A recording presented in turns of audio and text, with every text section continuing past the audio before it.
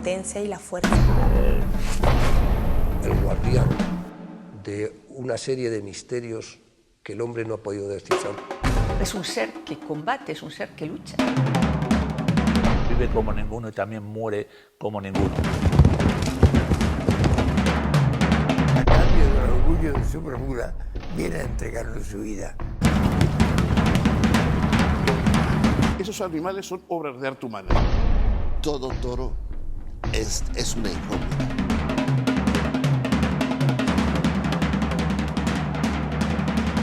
Es un ser sublime con el que puedes crear y además tienes que hacerlo incorporando su voluntad. Se convierte aquello en un milagro.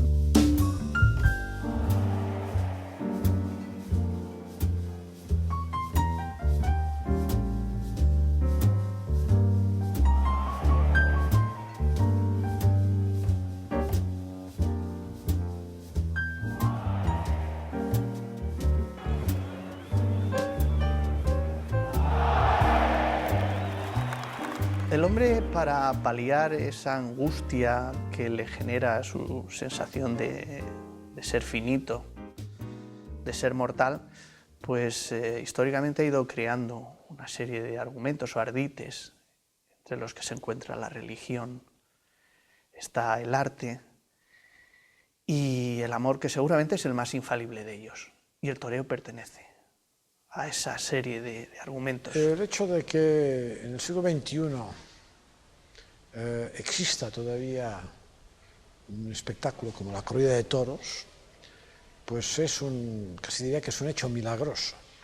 Es un hecho milagroso porque si ahora nos la inventáramos, nadie la autorizaría, no sería posible. Es que los toros no son un fenómeno anacrónico, son un fenómeno atemporal, no tienen ninguna vinculación con el tiempo. Es un fenómeno que trasciende precisamente esas barreras, por eso cuando se pregunta qué sentido tiene el siglo XXI, el mismo que tendrá en el siglo XXII o que tenía el siglo XIX. No tiene que ver con su tiempo, es una manifestación estética. La tauromaquia es arte, cultura, valor y rito. Seguramente es uno de los últimos grandes ritos que provienen de la antigüedad y que se siguen ejecutando en Europa. No cabe duda que es el dominio de un ser irracional por un ser racional, que tiene unas implicaciones artísticas, sin ninguna duda. Yo entiendo incluso que haya un sector que considere que es un espectáculo cruel. ¿Por qué no? Pero sin embargo yo creo que se queda en las ramas y no se queda en el tronco ni en el fondo. Pero sin embargo produce arte. Está la vida y está la muerte, está el dolor, está la astucia, está la inteligencia, el buen arte, está el miedo, el pánico. Los elementos esenciales que configuran la persona están todos allí. Y están allí en forma real y al mismo tiempo también simbólica porque tiene unas claves de ritual. Eso no existe en ningún arte. Ni en la danza, ni en el teatro, ni en la música, ni en la pintura. Las otras artes, todas están dentro, diríamos, de la ficción o de la simulación. En los toros no hay ficción ni simulación. Es el viejísimo mito mediterráneo de la lucha entre la inteligencia del hombre, el valor del hombre y una bestia salvaje. En otros términos, es el viejo mito de Teseo y del Minotauro.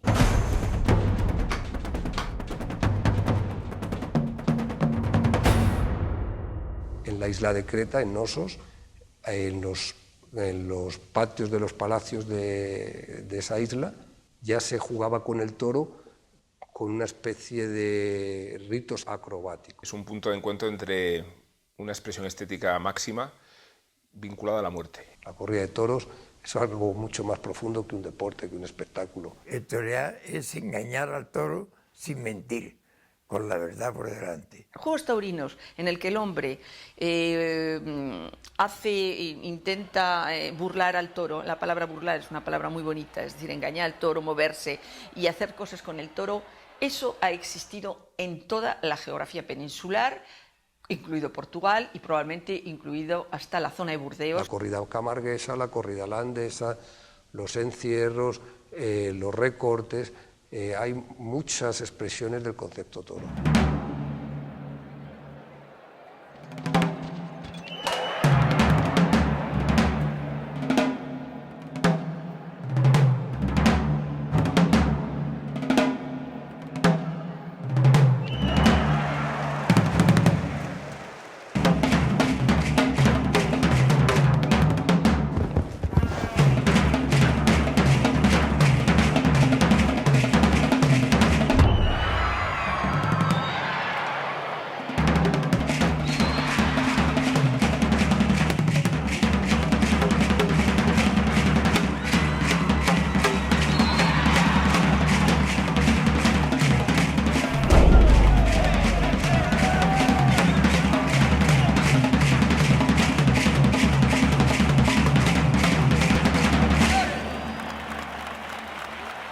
Y esos juegos taurinos son la base, el fundamento de todo lo que se ha creado después.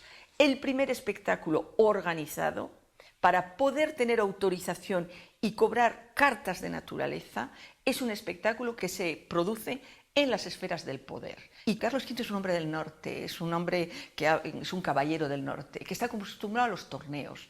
Cuando nace su hijo en 1527 y organiza en Valladolid espectáculos públicos con presencia del emperador y demás, hay corridas de toros. Hay corridas de toros formales, porque de las otras, con público de a pie, siempre ha habido. Pero ahí la nobleza entra en la lid y el emperador mismo entra en la lid, mata un toro, y eso le da a la corrida de toros sus cartas de naturaleza. A partir de ahí es un espectáculo oficial.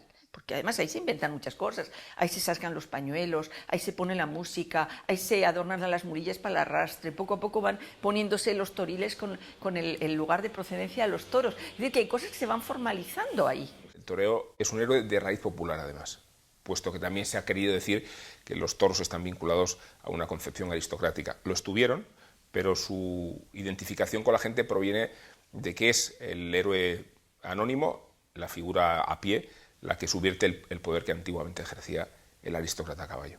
El primer auge taurino fuerte fue Valladolid, indiscutiblemente fue la Castilla del centro y, sin embargo, toda la revolución del siglo XVIII, toda la revolución que ha traído la corrida contemporánea con los 3 tercios, etc., esa sí es andaluza. Y ahí es donde, hacia 1760-70, va a surgir en la zona, en este triángulo, Ronda, Cádiz, Sevilla. Ahí van a hacer esta nueva tauromaquia en 3 tiempos, dividiendo el tiempo en 3 tercios, ¿no? En el que el picador y el matador van a actuar en el mismo toro y no en 2 toros distintos. Ahí es donde se formaliza la corrida que yo llamaría contemporánea. A finales del 19, principios del 20, ya se busca algo más. Se busca que el toro sea más bravo en todos los tercios, y se busca que la faena de muleta sea más larga y se busca pues proteger al caballo, porque el caballo era una víctima de este rito no invitada, ¿no?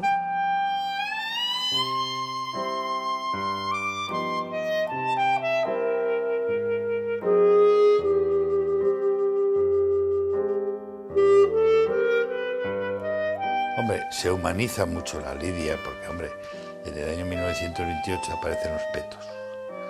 Después, con posterioridad, pues desaparecen las banderillas de fuego.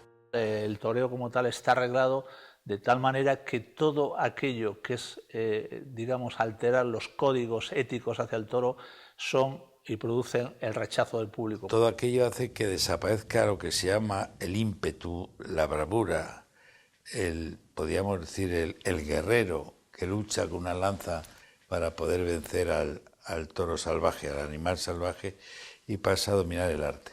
Y el arte, yo creo que de verdad, empieza con Juan Belmonte.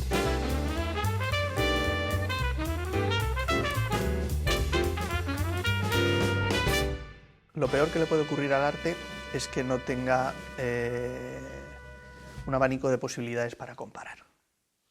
Es la muerte del arte. Domingo Ortega no era como tal, a lo mejor un torero de una gran estética, sin embargo ha pasado como un gran lidiador, un extraordinario lidiador y por tanto un gran artista. Uno ve imágenes de Domingo Ortega con ese temple, con ese dominio, con esa forma de andar a los toros y realmente se emociona y percibe que ahí hay un gran arte. Y esto es necesario en el toreo para que se puedan contrastar una serie de cuestiones y nunca sea lineal, porque lo peor que le puede pasar al toreo es que pierda esos picos tan característicos. El toreo tiene que estar siempre polarizado, ser de José o ser de Juan, sol, sombra, y hoy le falta precisamente ese tipo de toro que convertía la lidia en un fiasco o en un triunfo. Antes el toro prácticamente era un toro manso que se defendía. Ahora es un toro bravo que ataca. Eso, a través de la selección, el hombre, a través de su inteligencia, ha conseguido que un animal persiga la muleta con las exigencias que hacen que el torero pueda crear belleza y el público emocionarse. Sigue siendo un toro fiero, un toro agresivo, pero sí que es verdad que todos sus movimientos al final son mucho más controlados debido a la tremenda selección para adecuarlo al toreo de hoy, ¿no? Un toreo mucho más acompasado, un toreo mucho más largo, más profundo que el toreo como se inició la tauromaquia en su día. Conocemos toreros de dimensión estética, de inspiración, de genio, de creatividad. La expresión actual de ese fenómeno, más que ninguna, creo que es Morante de la Puebla, y tenemos toreros de una connotación mística casi o heroica, como sería José Tomás. Entre Morante y José Tomás cabe todo el escalafón.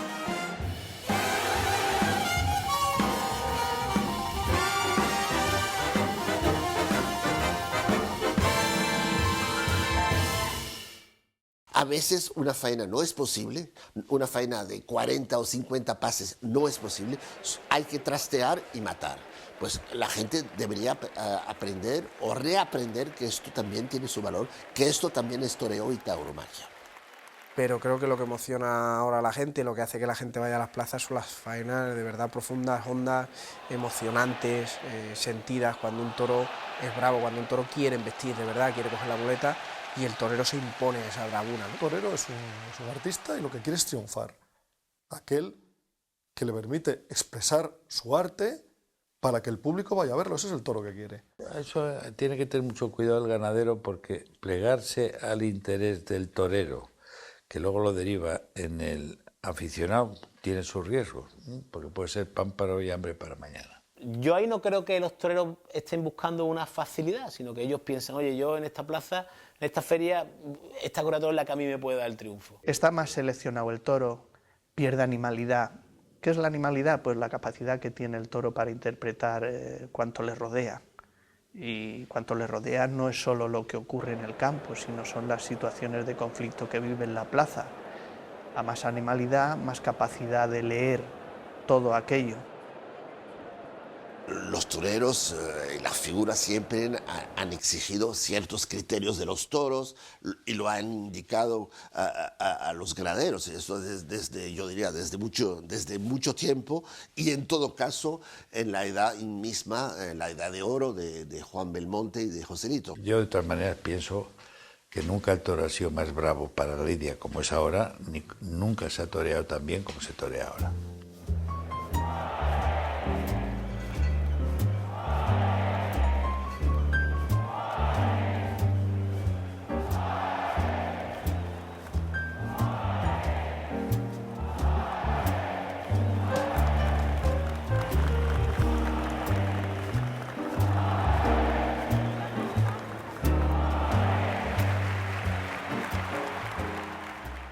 La perfección no deja de ser siempre un verdugo de la emoción.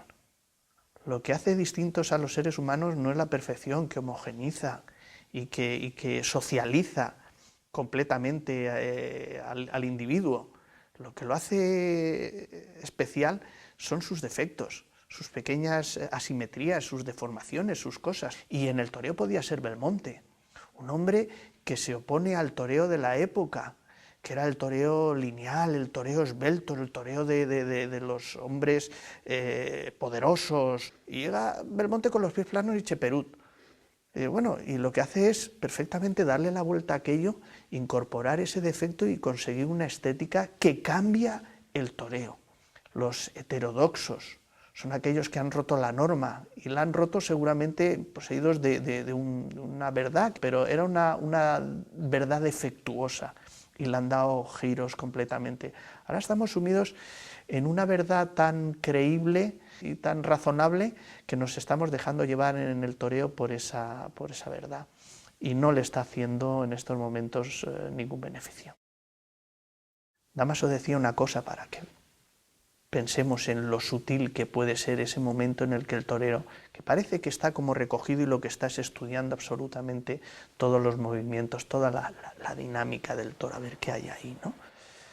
Damaso dice que cuando salía un toro muchas veces cerraba los ojos, y cuando oía el galope, ta-ta, arrastrando, sabía que iba a ser bueno, pero cuando los oía taconear, sabía que le iba a complicar la cosa. Y esto es cierto. La primera intención del torero consiste en descifrar absolutamente su material. Sin eso es imposible todo. Los toreros generalmente tenemos que administrar el toro para que llegue a la faena de muleta, que al final pues es la gran plenitud de todo, ¿no? Entonces es un tipo de toro que antes pesaba mucho menos, se le podía torear más con el capote, se podía hacer más quite, y ahora tienes que administrarlo mejor. Ya incluso la capa, los lances de capa, o lo que es el caballo, pasa casi desapercibido, aunque son unas suertes muy bellas, ¿no? Yo creo que lo que quieres y busca es la faena de muleta. Antes me preocupaba mucho por estas cosas, por la liturgia, por lo que se perdía, pero llega a entender que lo que se pierde es porque no tiene utilidad. Si se quiere conseguir pues la suerte de muleta para que funcione medianamente bien, pues se necesita el picador. Yo encuentro que hay cuadras como la de Sevilla y otras que hacen una suerte de varas hoy mucho más bella que hace 20 años. Cuando el toro termina el tercio de varas, sufre cierta decepción. Ha puesto lo mejor de sí, toda su fuerza, todo su interés en mover aquello y no ha conseguido absolutamente nada. Sale decepcionado. En el tercio de banderillas otra vez el hombre se le vuelve a hacer esquivo, vuelve a dominar la situación, le huye. Y esto, el tercio de banderillas, le restaura absolutamente esa confianza en sí mismo, ¿no? Porque ya el ser humano se le vuelve otra vez a escapar y mira, lo persigo y se me meten en los burladeros, qué cobardes. Recuerdo toros que la tomaban con un banderillero y estaban toda la tarde con él, incluso hasta descabellando, salían huidos y lo perseguían al banderillero. ¿Qué pasa? Pues que tienen al final ciertas capacidades los toros para interpretar lo que ocurre alrededor de ellos y lo hacen muy bien. Y luego, estéticamente, yo creo que no solo nos reconforta el tercio de banderillas, sino que además explica el juego de los terrenos y las querencias, como no se puede entender en ninguna otra parte de la lidia. Y esto es importante, como no se puede entender la bravura sin castigo. Hay veces que a los toros se les gana con el corazón, ¿no? Parece mentira que estamos estudiando la técnica del toreo tantos años, dónde te colocas, cómo, por qué, y el corazón, cuando el corazón dice que hacia adelante y eres capaz de dar el paso, inconscientemente estás en el sitio donde tenías que estar, donde la misma técnica no te ha permitido llegar, pero el corazón sí te ha hecho arriesgar ese paso para ponerte donde el toro se hubiera entregado, ¿no?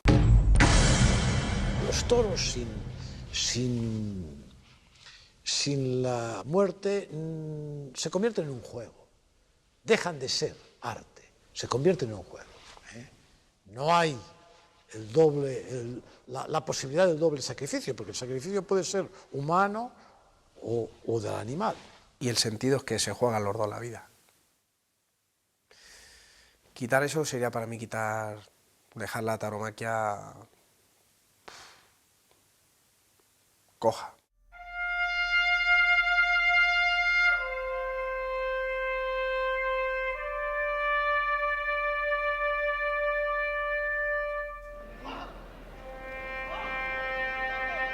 El toro es un material vivo, cuestiona constantemente la creación.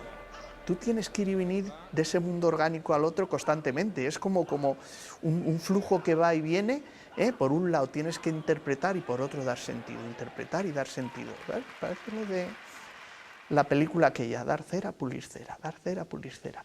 En esto consiste realmente el proceso de creación del torero. Pero además, este proceso de creación no es como el resto de los artistas. Dado que es un ser vivo, tiene prioridades. Primero es el animal, después son los medios técnicos, entre los que se encuentra esa interpretación, y por último, que no todas las tardes consigues, la inspiración. Mientras que en arte es todo lo contrario. Primero la inspiración, después hay unos medios técnicos que consiguen dar forma al material. Hay momentos que es asombroso, bueno, que yo me emociono. Si el arte tiene que ver con las emociones, que yo creo que sí, pues como veo una película y lloro. Pues hombre, no en todas las películas lloro, evidentemente, y no en todas las corridas me emociono, pero hay momentos que entre la emoción de la situación o que el tío está haciendo una faena con un toro peligroso, poderoso y lo está controlando y lo está dominando, pues chico, a mí eso me... Bueno, y me gusta cuando acaba la historia porque estoy sufriendo en el sentido que no quiero que cojan a ese señor. El toreo es arte por muchas razones. En primer lugar, por la percepción que tiene el propio espectador, unas sensaciones, unas emociones, unas sensibilidades de un arte, por otra parte, fugaz. Siempre me llama la atención ese famoso texto de la convocatoria de un homenaje a Juan Belmonte en 1913, que todo el mundo conoce, redactada por Sebastián Miranda y Valle Inclán, en que dice, más o menos, cito de memoria, las herramientas del toreo son más importantes que los pinceles o la pluma porque la belleza que crean es sublime por ser efímera. Cualquiera puede aprender solfeo y aprender a tocar el piano, pero luego ser Arthur Rubinstein o ser Glenn Gould no está al alcance de cualquiera. De la misma forma, cualquiera puede conocer los rudimentos del toreo y, si tiene valor, ponerse delante de un toro. Pero luego, el ir transformando eso en algo que emocione y que haga vibrar a la gente, etcétera, pues ya eso sí que tiene un punto verdaderamente artístico. En el fondo es un núcleo de arte. Es un núcleo de arte porque el arte es esencialmente una cosa, es la poesía. Sin poesía no hay arte. Quiere decir, el arte es con lo mínimo lo máximo. Eso es el arte. Nunca al revés, con lo máximo lo mínimo. Y la poesía es esto, con unas letras, con unas pequeñas letras, diríamos, con un juego de letras, provocar una emoción.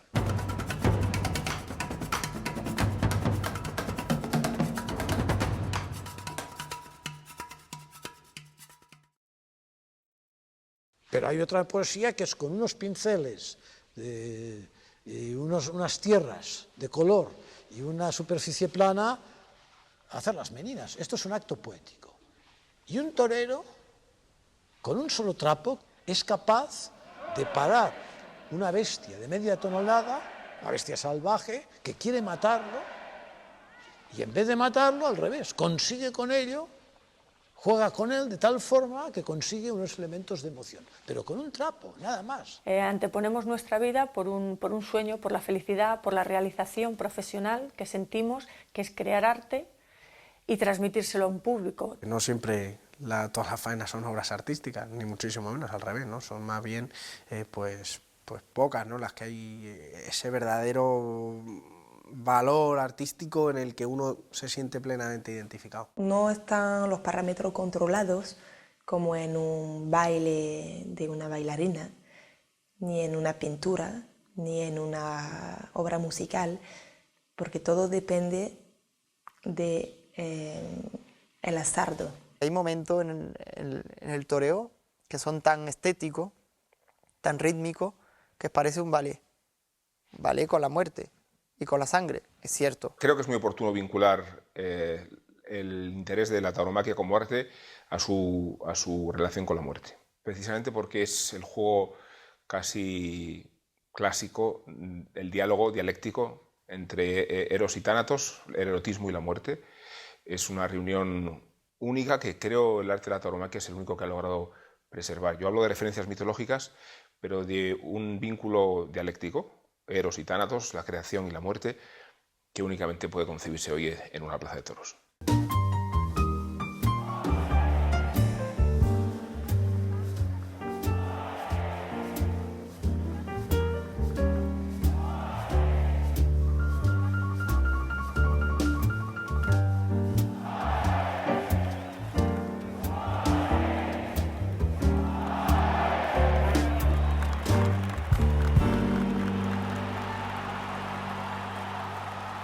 Ahora, ¿quiénes son los héroes? Ahora los héroes son de quita y pon. Es un delantero centro de un equipo que mañana ya ha desaparecido y viene otro, etc. Un señor pues que, en fin, que tiene una habilidad especial con las piernas, pero aquí se ha acabado todo. No es un artista como el torero, no es un hombre que tiene que controlarse a sí mismo ante un hecho tan terrorífico como el de enfrentarse a ese animal. Por tanto, ha habido un cambio en los héroes. Los héroes de ahora son de ficción. Son artistas de cine, etcétera, pero ya son de ficción, totalmente de ficción. El torero todavía representaba el héroe real. Las capacidades que hay que tener para ponerse delante de un toro son tan extremas que son a la vez selectivas y dejan en minoría a los seres humanos capaces de llevar a cabo esa proeza. Por eso los consideramos héroes, por eso visten de oro.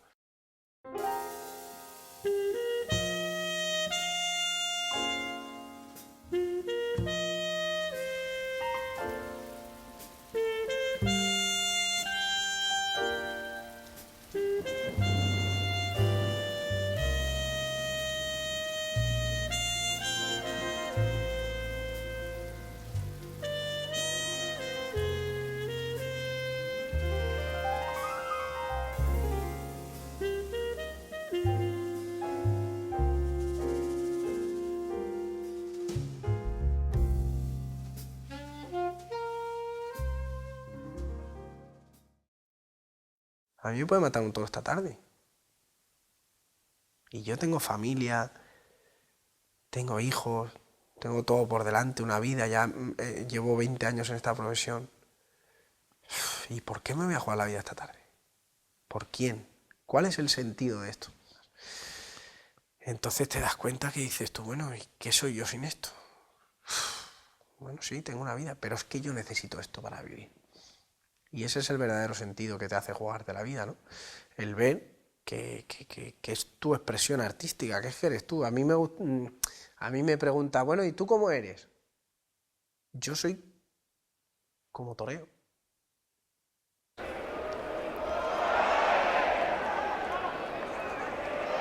Yo sin el toro pues no sería persona, no viviría, ¿no? Porque, no sé, es parte mía, es parte de mi vida. Y sin el toro pues sería un hombre triste.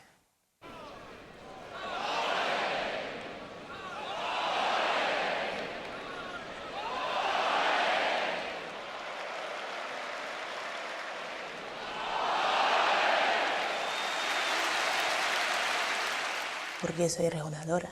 Creo porque es algo que he sentido interiormente muy fuerte y no es un trabajo, no es una profesión, es una pasión, es una locura, es una entrega. De hecho, a mí siempre me interesaba el acercarme, el tocar al toro. Había un asunto extrataurino entre los animales y yo, entre los toros y yo. Lo mío fue muy divertido, ¿no? Porque yo abro los ojos y me encuentro en una escuela taurina, en un barrio de Alicante, y viví aquello como un juego, con esa conciencia pura, ingenua de los niños. Y eso fue al principio lo que me llamó. Luego he ido descubriendo muchas más cosas en la arquitectura que se crea cuando se torea. Decía Belmonte, creo que los toreros somos personas que tenemos que ser capaces de transformarnos a tiempo, ¿no? Todo lo que son dudas, todo lo que es miedo, todo lo que tienes antes de una corrida, esa incertidumbre, hay un momento donde tú te transformas, afrontas el compromiso de ir a la plaza a torear y a triunfar, y en ese momento pues ya se te olvida todo, ¿no? El toro, con mi muleta, mi capote y mi espada, gracias a él, ¿no? Pues pude lograr todos los éxitos. Por eso es un animal al que yo le venero porque es mi gran aliado. Nunca vio si era mujer o era hombre cuando me ponía delante de él, y el éxito siempre lo tuve en la plaza, aunque luego posteriormente pues todo se refleja fuera de la plaza, pero el éxito de un torero tiene que venir primero en la plaza y luego fuera de ella. El momento en el que yo te llevo a un toro a la velocidad que quiero, lo llevo despacio y me lo enrosco al cuerpo, digamos que para mí es el verdadero sentido de ser torero, porque sigo en esta profesión por sentir eso, ¿no? Por tener esas sensaciones que son, creo que, insustituibles en la vida. Tú hablas a un niño, a una persona, si tú le gritas, lo que te va a responder es con grito o que te va a responder con mala manera. Si al toro lo trata con maldad, con violencia, pues te va a responder igual. Entonces, si le trata con cariño, que es con la muleta despacio y con temple, te va a responder y te va a sacar lo mejor de él. Para mí la médula es el temple. Yo siempre suelo citar una frase del maestro Antonio Bienvenida cuando se le preguntaba por qué él sentía esa necesidad de templar, y él contestaba: porque a cada pase siento que se me está muriendo la faena. Cuando un toro viene a una velocidad y tú con tu forma de torear y con tu forma de engancharlo en la embestida eres capaz de reducir esa velocidad, aminorar esa velocidad e imponer tú el ritmo hasta el final del muletazo, ¿no? Para mí eso es el temple. Yo creo que todos los toreros templan. Lo que pasa es que algunos logran algo que es una especie de sublimación superior del temple, que es esa impresión de lentitud, esa impresión que el tiempo se está parando, que esa eternidad efímera tiene una especie de consistencia.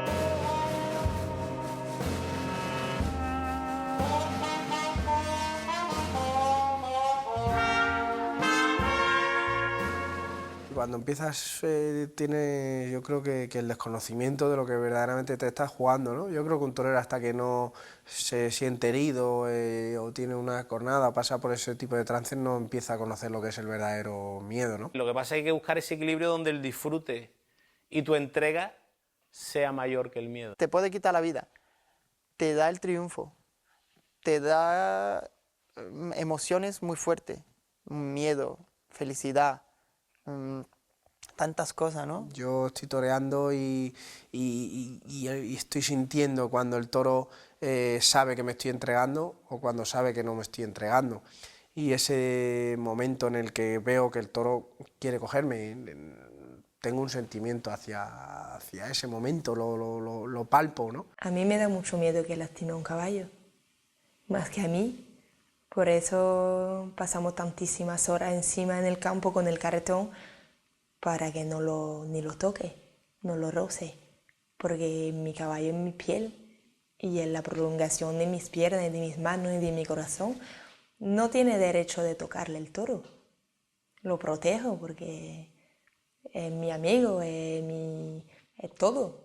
Yo paso más tiempo con mis caballos que con mis amigos. Y no lo pueden tocar.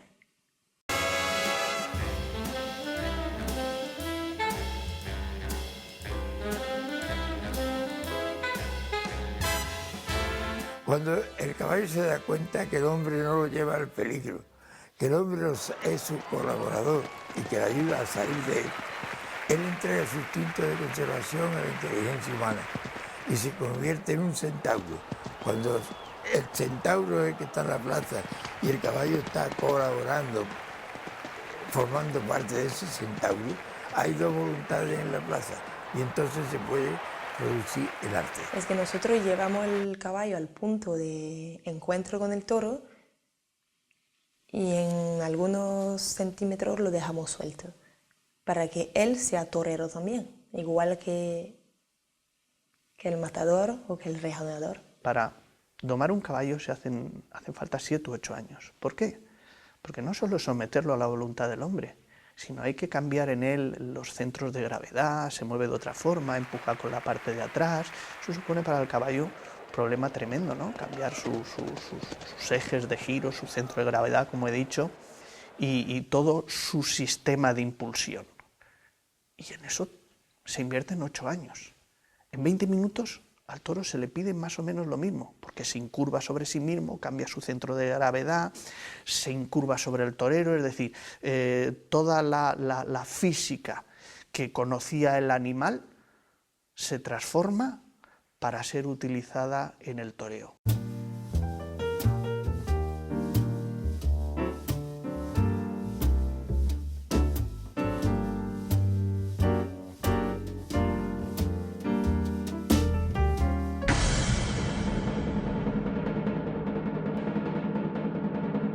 Un espectáculo para que la gente se divierta, haciendo sufrir a un animal. El que va a una corrida de toros lo que quiere es ver sangre, va sediento de sangre. No quieren morir y los animales no quieren sufrir. La tauromaquia tiene los días contados.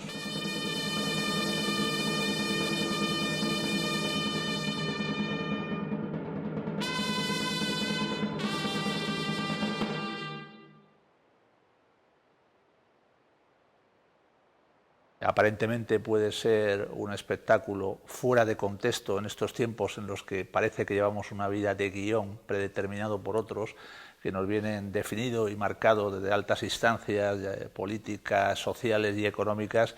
Entonces ese ejercicio de libertad de que un espectador pueda acudir a ver un rito que entiende y que siente simplemente lo justifica. Es un ejercicio en definitiva de libertad.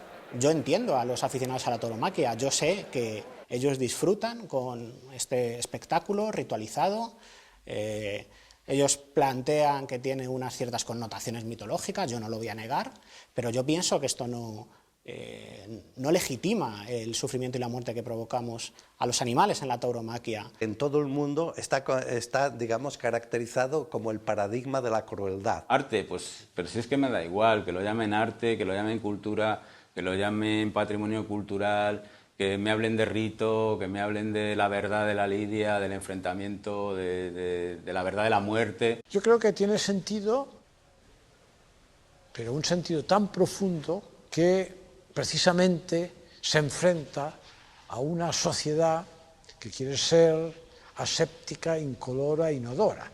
Está claro que aquí hay un choque cultural, hay una cultura que se cree superior, que nos está influyendo a todos los demás en la globalización, que es una cultura anglosajona que no escucha, que no quiere oír hablar de la muerte. Entiendo que la cultura predominante, la anglosajona, nos observe con estremecimiento, pero es una lectura superficial y es una lectura hipócrita. Yo creo que muchos niños se imaginarán que cuando comen carne o compran carne en el supermercado, que esta carne es un producto ya acabado, terminado, y que no ha habido una muerte por delante que permite que haya ese producto. La muerte era un hecho cotidiano, los muertos estaban en la casa, había pues, una vigía en el muerto, etc., ¿no? La muerte era algo presente, corriente en la vida, ¿no? El ritual taurino, que tiene mucho que ver con la muerte, tiene con la muerte del toro esencialmente, pero también con la posibilidad incluso de muerte del torero, ¿no? Pues eso es algo que no interesa, no está en el gusto general de la gente, ¿no? Todos tenemos miedo a la muerte, todos le tememos y ahí de alguna manera la ponemos en escena.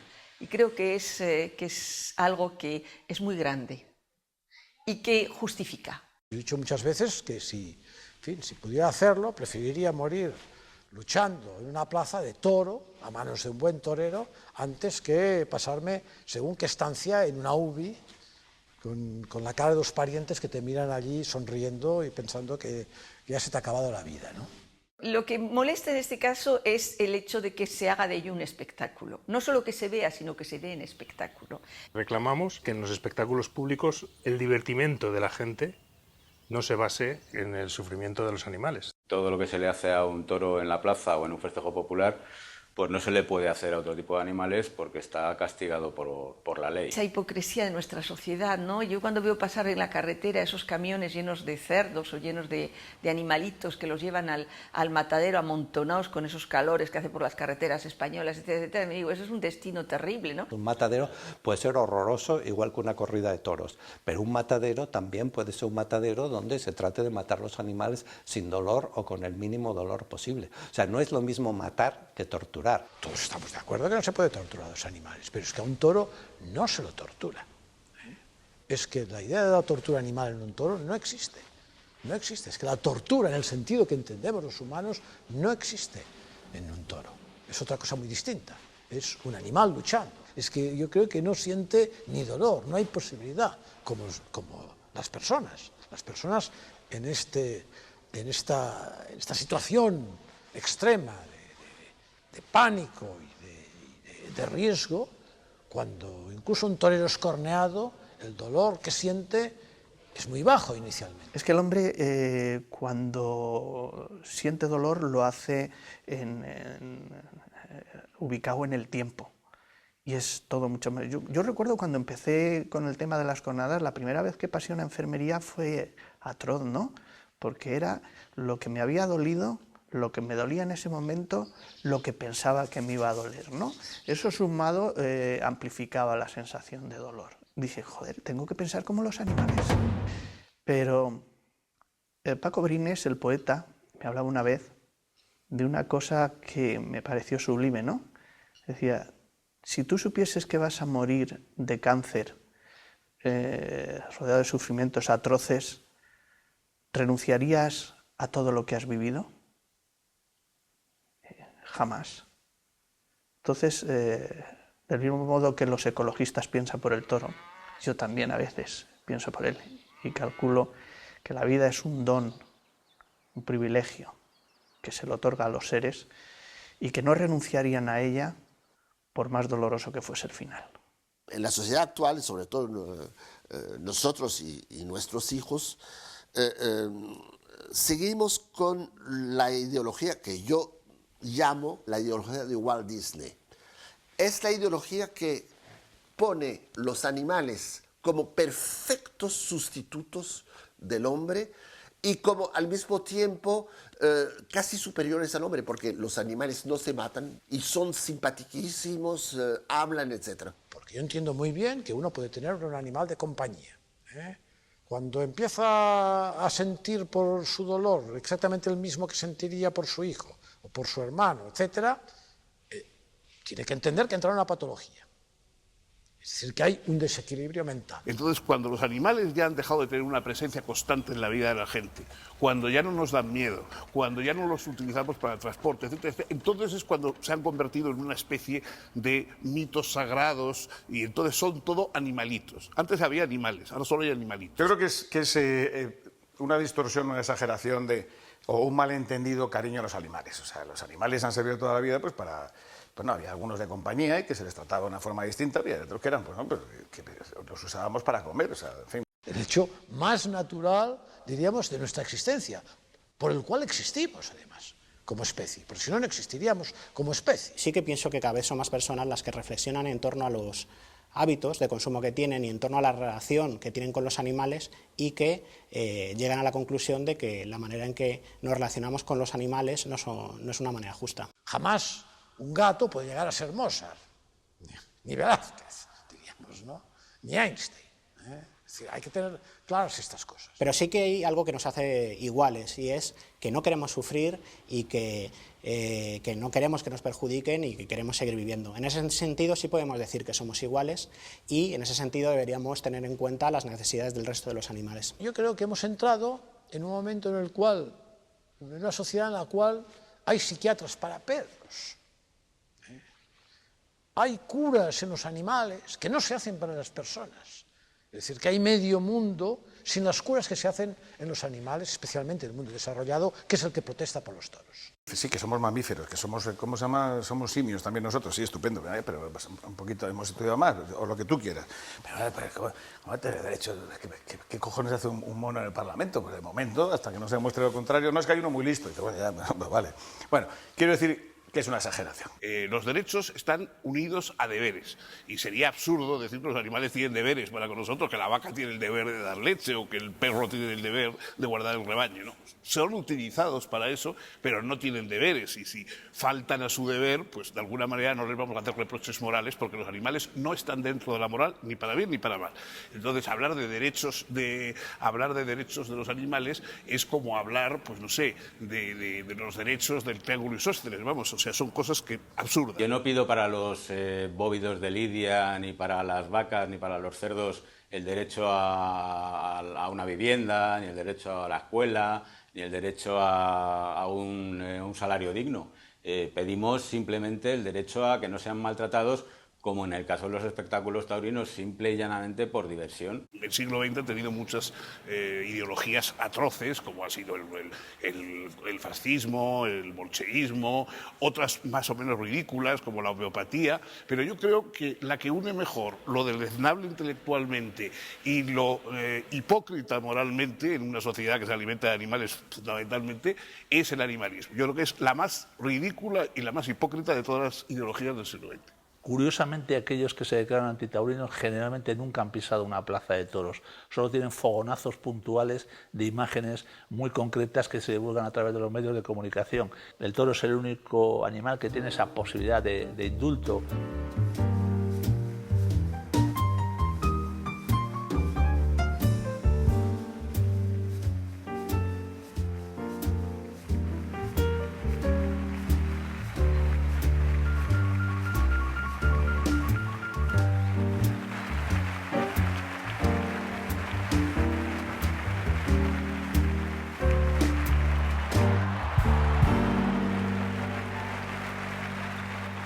Por un lado, se relaciona los toros con la España cañí, como se puede relacionar el Madrid con el franquismo, y me parece una visión restringida y tendenciosa. Es evidente que es una fiesta que no debería de tener problema de derecha e izquierda. Yo conozco muchos socialistas aficionados a los toros, solo les falta ser valientes y decirlo. En España, quiero decir, en Francia hay comunistas, hay de todo, en Francia no hay ningún problema. Las fuerzas conservadoras hacen acopio de los valores taurinos, de su expresión estética, para significarse políticamente. Y eso es un daño que creo que los toros en un momento tan débil no se puede permitir. Y la izquierda tiene miedo a que, gustándole los toros, puedan acusarla de no ser progresista. Yo soy progresista y taurina, mujer y feminista. Y quiero decir que no creo que haya ninguna incompatibilidad. Y entonces los políticos normalmente, que es una gente pues al mismo tiempo poco sensible y poco inteligente y tal, la poca inteligencia que tienen la dedican a tratar de conseguir el poder, o si ya lo tienen, a mantenerlo. Entonces en una democracia les interesan mucho los votos.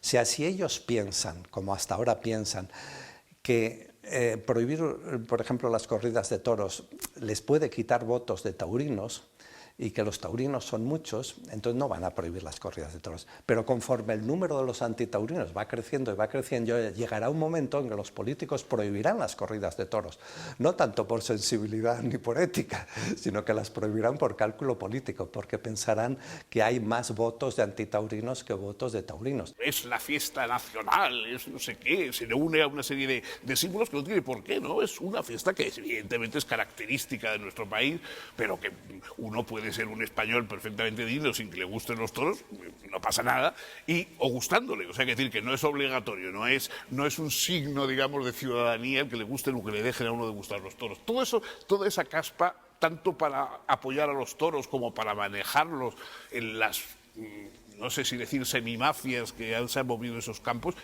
todo eso desde luego es nefasto. Y yo creo que eso con el tiempo es más corrosivo que los ataques exteriores. No quiero que lo defina ningún partido. Si se va a hacer una bandera, si se va a hacer una bandera identitaria de la fiesta nacional, ¿cómo va a ser la fiesta nacional? Si puedo verla en las mismas circunstancias en Francia, la puedo ver en México o la puedo ver en Colombia. La gente sensible ya no va, pero los pocos que van pues vomitan, salen absolutamente asqueados y bueno, y algunos extranjeros pues les hacen incluso vienen aquí a ver esta barbaridad, pero hay que ver qué brutos son esta gente, ¿no? El otro día estuvieron aquí unos señores de este verano de Norteamérica y me quedé asombrado de las explicaciones que me daban del toreo. ¿Por qué? Porque como se creen que no saben, pues estudian, ven, se fían y aprenden más que nosotros lo que nos creemos que sabemos. Aquí vamos vía emocional, porque nos ha llevado nuestro padre, porque son las fiestas del pueblo. En fin, el cauce es siempre distinto y nos encontramos a veces en el tendido preguntándonos ¿qué coño hago aquí? Sin embargo, el francés accede vía intelectual, llega un día, se asoma al espectáculo, le gusta, se sienta allí y empieza a documentarse. Obviamente a ese individuo como aficionado tiene unos cimientos que no se parecen en nada al español y dentro y fuera de la plaza va a defender el espectáculo de forma totalmente distinta como lo hacemos aquí, que es siempre por el camino de la emoción, el arrebato. Y yo conozco aficionados a los toros de muchos países del mundo, porque como la mayoría de las artes no es que sea universal, pero con preparación puede hacerse universal. Puede hacerse universal. Es que yo siempre lo comparo con el jazz. El jazz puede nacer en Nueva Orleans, pero después, unos siglos después, o un tiempo después, es una música universal.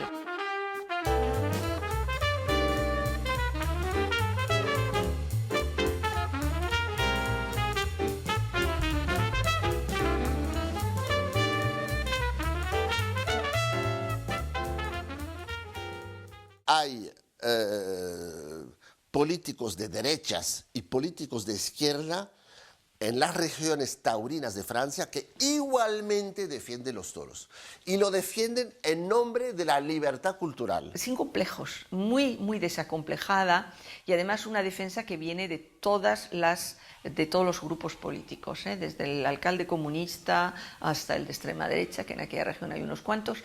Hay realmente todo el abanico de partidos políticos, incluidos los ecologistas. Y pujando como está pujando una cultura animalista, de la que yo puedo ser respetuoso, no considero que sea sensato elevar esa conciencia animalista a la amenaza de un fenómeno cultural y un fenómeno ecológico.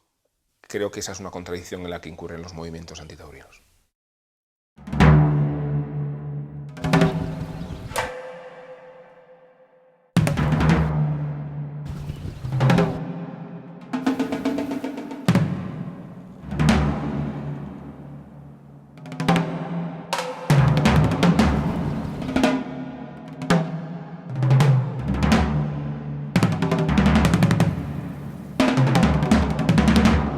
Porque el toro es el mejor protector del medio ambiente, de las dehesas. Es una raza única y no podemos matarla, no podemos acabar con esta raza. Y además es que es un hábitat que es para él. Hombre, podríamos también sustituirlo por otros animales, pero bueno, al fin y al cabo entra dentro de nuestras señas de identidad, ¿no? Además, hombre, los ganaderos en eso tenemos una gran responsabilidad. El animalista dice que si el toro bravo desapareciera no pasaría nada, que se sustituiría pues, por otro tipo de explotación, o ganado manso, o ovejas, o lo que sea, o cabras, o caballos. Yo siempre digo lo mismo, un animal que no nace no sufre. Las ganaderías de lidia explotan además otro tipo de animales, otro tipo de vacuno, y que incluso muchas tienen en su interior cotos de caza, es decir, tienen otras maneras de generar negocio aparte de la crianza del toro de lidia. Los puestos de trabajo, la población rural que fija la cría de toro de lidia es 5 veces superior a los puestos de trabajo o a la población rural que fijan explotaciones de ganado manso o de carne. Se puede hacer un parque natural, un parque nacional con toros, y además se pueden soltar ahí lobos, porque entonces estos lobos perseguirían a los toros y los harían mucho más fuertes y mucho más salvajes de lo que son ahora. Me daría risa si no me da rabia, y me da rabia también, los animalistas que quieren prohibir la corrida, porque eso al fin y al cabo es terminar con una raza específica, es la raza del toro bravo, con la condición del toro bravo en el campo, y mandar todo este ganado al matadero. Y yo prefiero que ese ganado viva y muera cuando tiene que morir en la plaza de toros.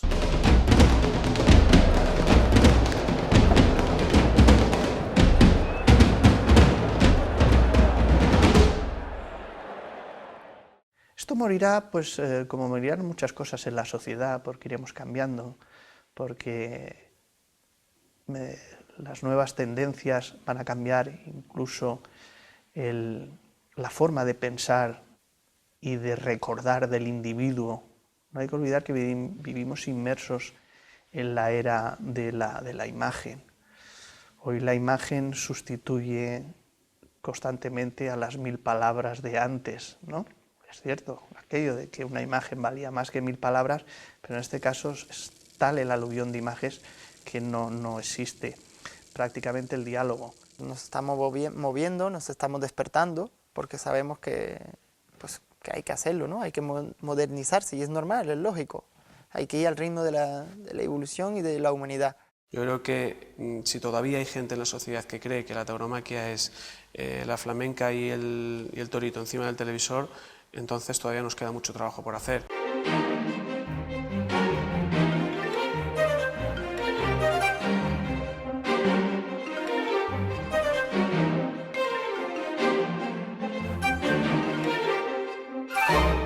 Estos jóvenes que están por ahí siempre con sus tablets o con sus teléfonos móviles y tal, tienen otro tipo de maneras de divertirse que no ir a ver torturar sangrientamente a un bicho en una plaza redonda. Pues al día de hoy yo me atrevo a decir que hay más del 50, más del 60% que son juventud los que van a los toros.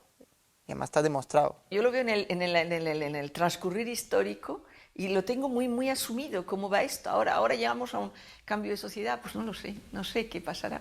No sé qué pasará, pero yo soy optimista por todo lo que ha pasado. Lo que tenemos que intentar es que la sociedad vaya evolucionando a mejor, que cada vez se respete a más individuos y que cada vez se tengan más en cuenta las necesidades de los demás. A mí me gustaría seguir progresando, seguir aprendiendo, seguir creciendo y seguir disfrutando y amando al mundo del toro. Terminará, más que por las prohibiciones, terminará por el propio desinterés de la gente en este tipo de espectáculos.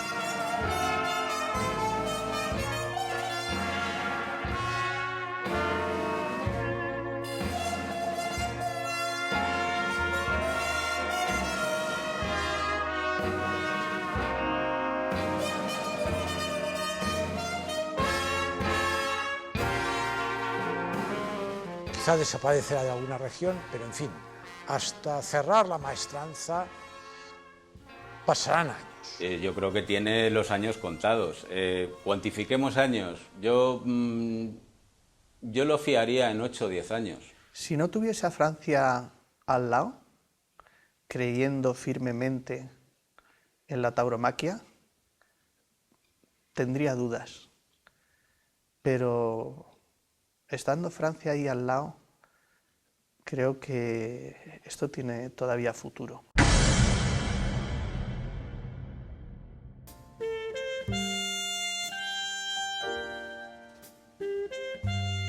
¡Qué revuelo! Aire que al toro torillo le pica el pájaro pillo, que no pone el pie en el suelo. ¡Qué revuelo! Ángeles con cascabeles arman la mar y morena, plumas nevando en la arena rubí de los redondeles. La Virgen de los Caireles baja una palma del cielo. ¡Qué revuelo! Vengas o no en busca mía, torillo mala persona, 2 cirios y una corona tendrás en la enfermería. ¡Qué alegría! Cógeme, torillo fiero, qué salero. De la gloria tus pitones bajé, gorrión de oro, a jugar contigo al toro, a pedirte explicaciones, a ver si te las compones y vuelves vivo al chiquero. ¡Qué salero! Cógeme, torillo fiero. Alas en las zapatillas, céfiros en las hombreras, canario de las barreras, vuelas con las banderillas, campanillas se nacen en las chorreras. ¡Qué salero! Cógeme, torillo fiero. Te dije y te lo repito para no comprometerte, que tenga cuernos la muerte, a mí se me importa un pito. Da toro, torillo un grito, y a la gloria en angarillas. ¡Qué salero! Que te arrastran las mulillas. Cógeme, torillo fiero.